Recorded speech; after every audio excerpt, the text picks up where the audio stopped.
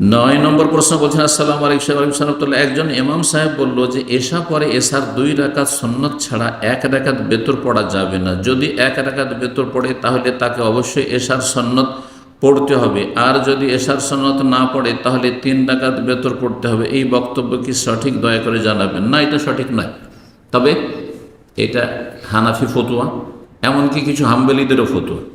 হাম্বলীদের ফতুয়া যে সাফা করতে হবে আর বিতর করতে হবে, অর্থাৎ 2 পড়তে হবে জোড়া আর তারপরে 1 করতে হবে, কিন্তু এর কোনো দলিল নেই। সব মাযহাবেই কিছু মারজু ফতুয়া আছে।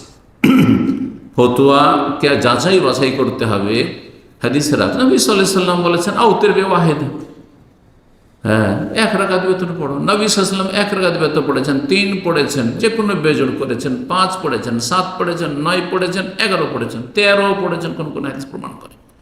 সুতরাং সর্বনিম্ন বেতর 1, আর সুন্নাতের রাতে বা এশার ওয়াজিব নয়। সুতরাং কেউ যদি ধরেন সফরে আছে অথবা ক্লান্ত আছে, অসুস্থ আছে, 4 রাকাত ফরজ পড়লো, বা কসর বা মুসাফির হলে কসর করলো 2 রাকাত, আর তারপর 1 রাকাত বেতর পড়ে নিল, কোনো অসুবিধা নেই। তাকে সাফা জোড়া পড়তে হবে, সুন্নতের রাতে ওকে ফরজ করে দিলেন তার জন্য। না না, মোটেই না, এই ফতোয়া ঠিক নয়। গবেষক ওলামায়ে কেরামগণ বলেছেন এই বিষয়টি স্পষ্ট করে, যেটি আমি বললাম।